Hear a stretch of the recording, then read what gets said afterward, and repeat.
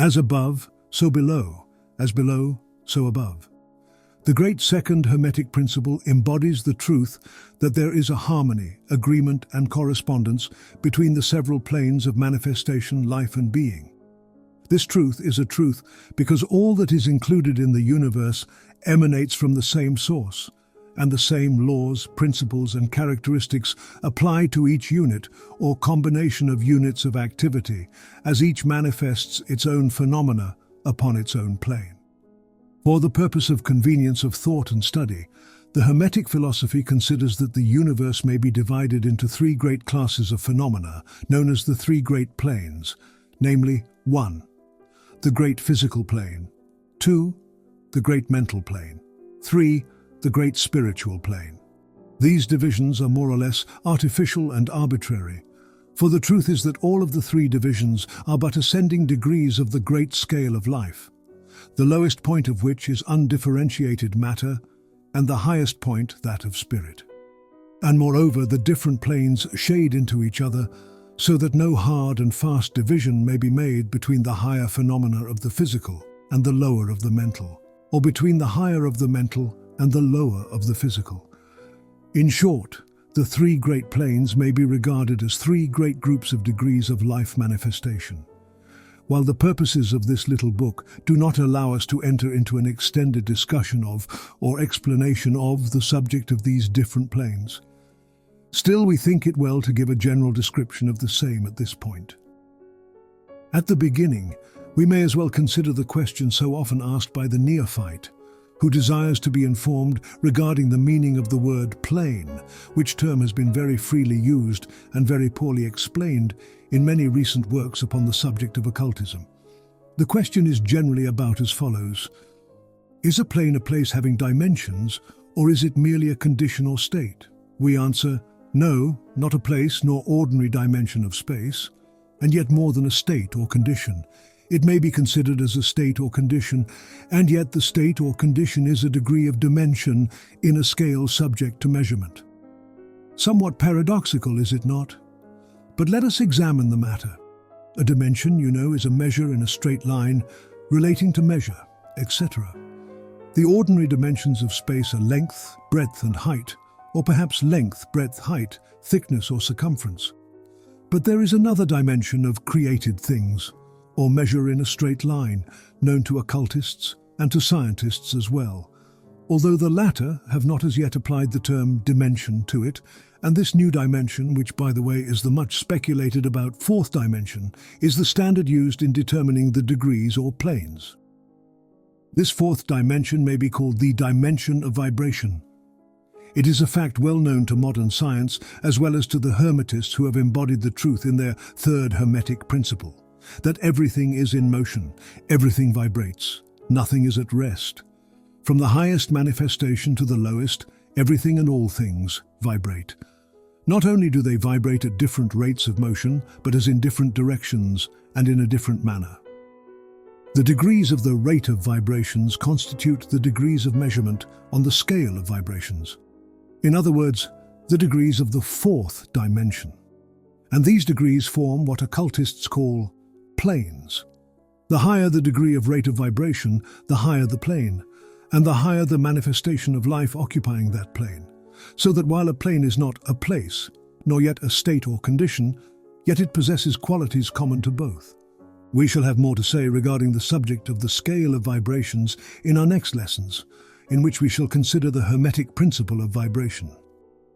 You will kindly remember, however, that the three great planes are not actual divisions of the phenomena of the universe, but merely arbitrary terms used by the Hermetists in order to aid in the thought and study of the various degrees and forms of universal activity and life.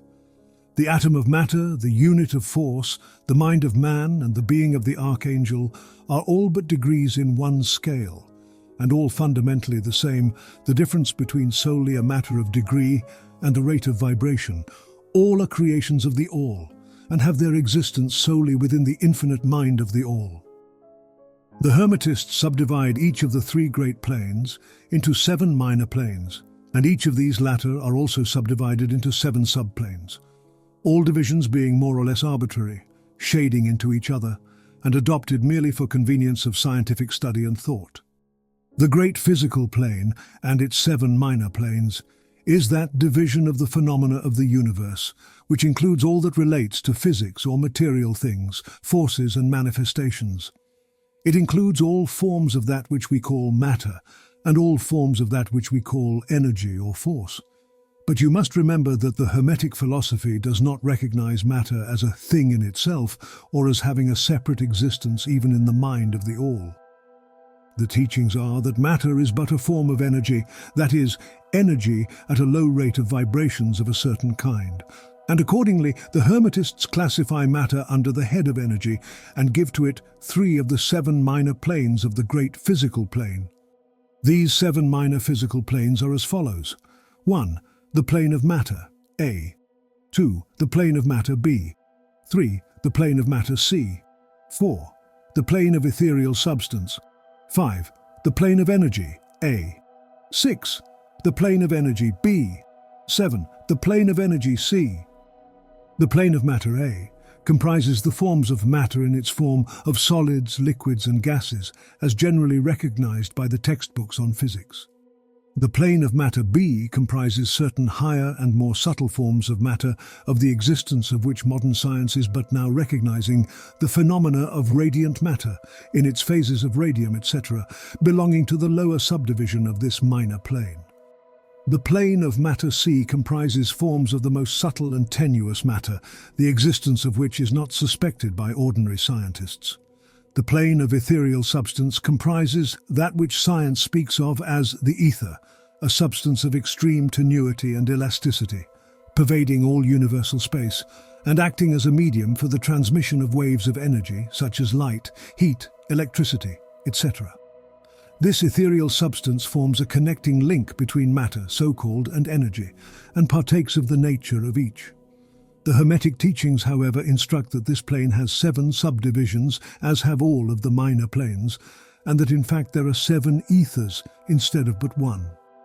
Next, above the plane of ethereal substance comes the plane of energy A, which comprises the ordinary forms of energy known to science, its 7 subplanes being, respectively, heat, light, magnetism, electricity and attraction, including gravitation, cohesion, chemical affinity, etc., and several other forms of energy indicated by scientific experiments, but not as yet named or classified. The plane of energy B comprises 7 subplanes of higher forms of energy, not as yet discovered by science, but which have been called nature's finer forces, and which are called into operation in manifestations of certain forms of mental phenomena, and by which such phenomena becomes possible. The plane of energy C comprises 7 subplanes of energy so highly organized that it bears many of the characteristics of life, but which is not recognized by the minds of men on the ordinary plane of development, being available for the use on beings of the spiritual plane alone. Such energy is unthinkable to ordinary man, and may be considered almost as the divine power. The beings employing the same are as gods, compared even to the highest human types known to us. The great mental plane comprises those forms of living things known to us in ordinary life, as well as certain other forms not so well known except to the occultist. The classification of the 7 minor mental planes is more or less satisfactory and arbitrary, unless accompanied by elaborate explanations which are foreign to the purpose of this particular work. But we may as well mention them. They are as follows. 1. The plane of mineral mind. 2.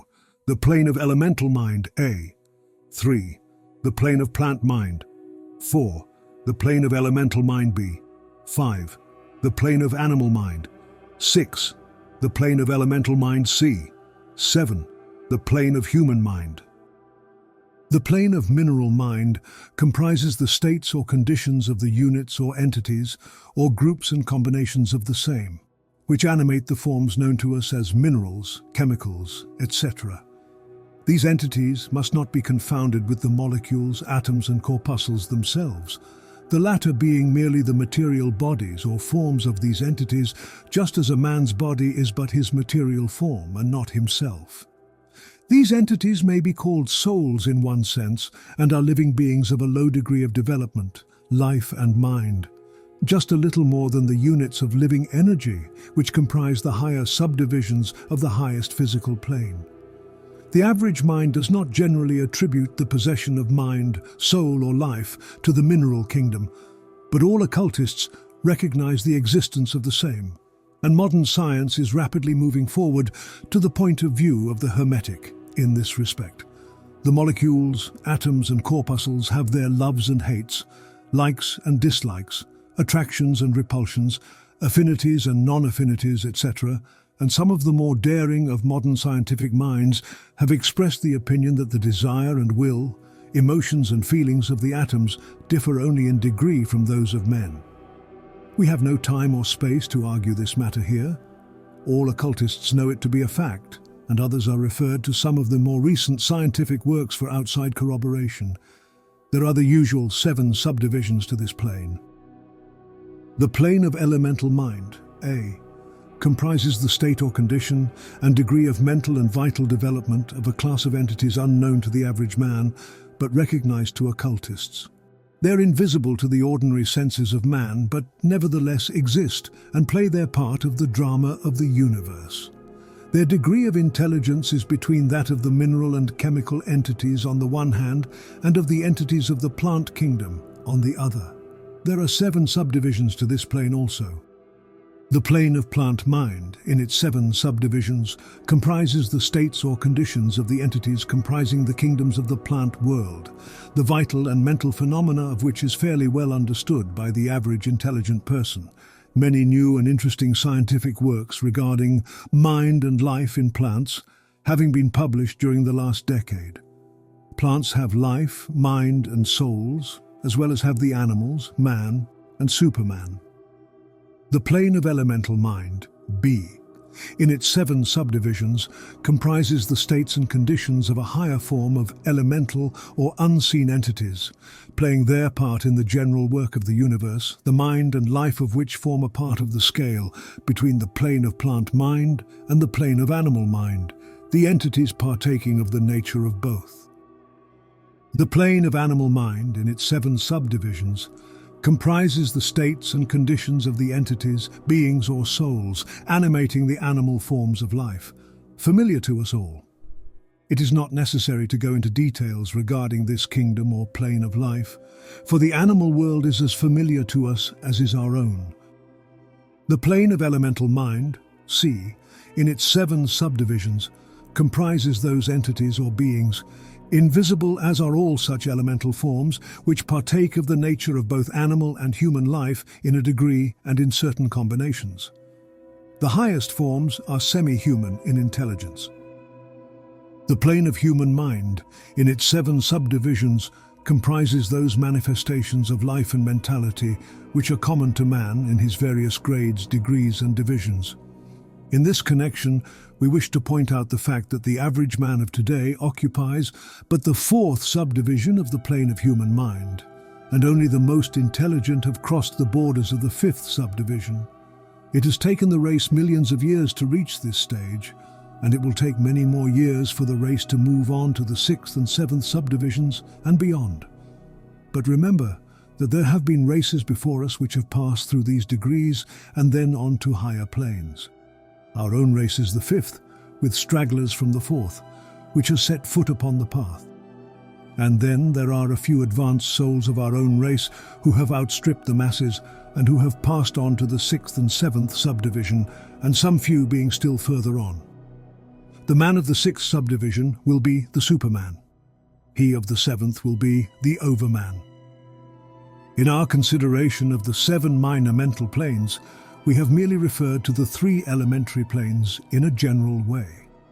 We do not wish to go into this subject in detail in this work, for it does not belong to this part of the general philosophy and teachings. But we may say this much, in order to give you a little clearer idea of the relations of these planes to the more familiar ones. The elementary planes bear the same relation to the planes of mineral, plant, animal, and human mentality and life that the black keys on the piano do to the white keys.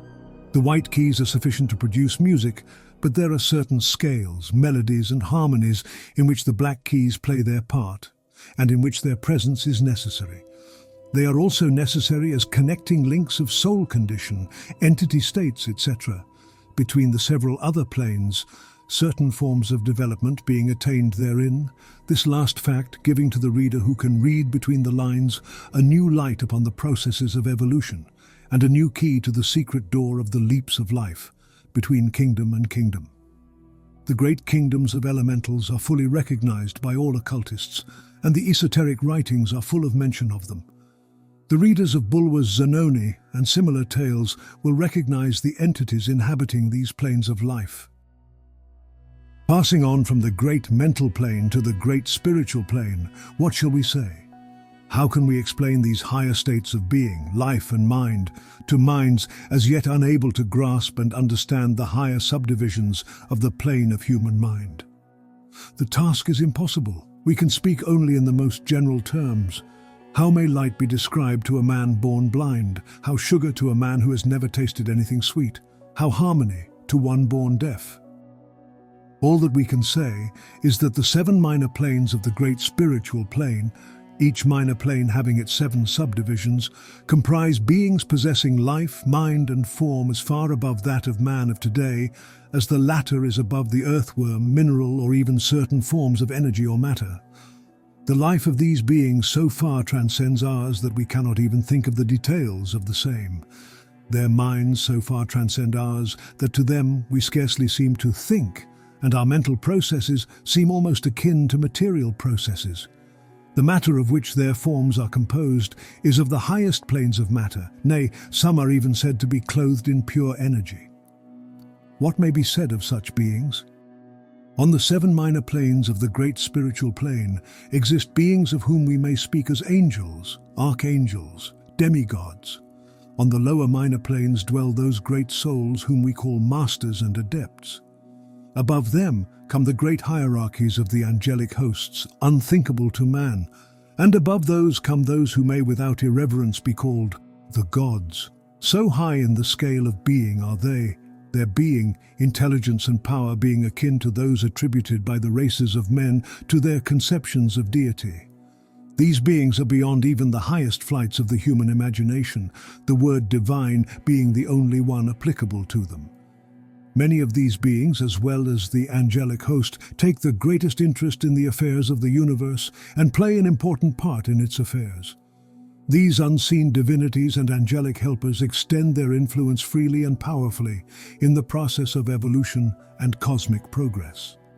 Their occasional intervention and assistance in human affairs have led to the many legends, beliefs, religions, and traditions of the race, past and present. They have superimposed their knowledge and power upon the world again and again, all under the law of the all, of course. But yet, even the highest of these advanced beings exist merely as creations of and in the mind of the all, and are subject to the cosmic processes and universal laws. They are still mortal. We may call them gods, if we like, but still they are but the elder brethren of the race, the advanced souls who have outstripped their brethren and who have foregone the ecstasy of absorption by the all in order to help the race on its upward journey along the path. But they belong to the universe and are subject to its conditions. They are mortal, and their plane is below that of absolute spirit. Only the most advanced Hermetists are able to grasp the inner teachings regarding the state of existence and the powers manifested on the spiritual planes. The phenomena is so much higher than that of the mental planes that a confusion of ideas would surely result from an attempt to describe the same. Only those whose minds have been carefully trained along the lines of the Hermetic philosophy for years, yes, those who have brought with them from other incarnations the knowledge acquired previously, can comprehend just what is meant by the teaching regarding these spiritual planes. And much of these inner teachings is held by the Hermetists as being too sacred, important, and even dangerous for general public dissemination. The intelligent student may recognize what we mean by this when we state that the meaning of spirit, as used by the Hermetists, is akin to living power, animated force, inner essence, essence of life, etc., which meaning must not be confounded with that usually and commonly employed in connection with the term, yet religious, ecclesiastical, spiritual, ethereal, holy, etc., etc. To occultists, the word spirit is used in the sense of the animating principle, carrying with it the idea of power, living energy, mystic force, etc. And occultists know that that which is known to them as spiritual power may be employed for evil as well as good ends, in accordance with the principle of polarity. A fact which has been recognized by the majority of religions in their conceptions of Satan, Beelzebub, the devil, Lucifer, fallen angels, etc. And so the knowledge regarding these planes has been kept in the Holy of Holies, in all esoteric fraternities and occult orders, in the secret chamber of the temple. But this may be said here, that those who have attained high spiritual powers and have misused them have a terrible fate in store for them, and the swing of the pendulum of rhythm will inevitably swing them back to the furthest extreme of material existence, from which point they must retrace their steps, spiritward, along the weary rounds of the path, but always with the added torture of having always with them a lingering memory of the heights from which they fell, owing to their evil actions. The legends of the fallen angels have a basis in actual facts, as all advanced occultists know. The striving for selfish power on the spiritual planes inevitably results in the selfish soul losing its spiritual balance and falling back as far as it had previously risen. But to even such a soul, the opportunity of a return is given, and such souls make the return journey, paying the terrible penalty according to the invariable law. In conclusion, we would again remind you that according to the principle of correspondence, which embodies the truth, as above so below, as below so above, all of the 7 Hermetic principles are in full operation on all of the many planes, physical, mental and spiritual. The principle of mental substance, of course, applies to all the planes, for all are held in the mind of the all. The principle of correspondence manifests in all, for there is a correspondence, harmony, and agreement between the several planes. The principle of vibration manifests on all planes. In fact, the very differences that go to make the planes arise from vibration, as we have explained. The principle of polarity manifests on each plane, the extremes of the poles being apparently opposite and contradictory. The principle of rhythm manifests on each plane, the movement of the phenomena having its ebb and flow, rise and flow, incoming and outgoing. The principle of cause and effect manifests on each plane, every effect having its cause and every cause having its effect. The principle of gender manifests on each plane, the creative energy being always manifest and operating along the lines of its masculine and feminine aspects. As above, so below. As below, so above. This centuries-old Hermetic axiom embodies one of the great principles of universal phenomena. As we proceed with our consideration of the remaining principles, we will see even more clearly the truth of the universal nature of this great principle of correspondence.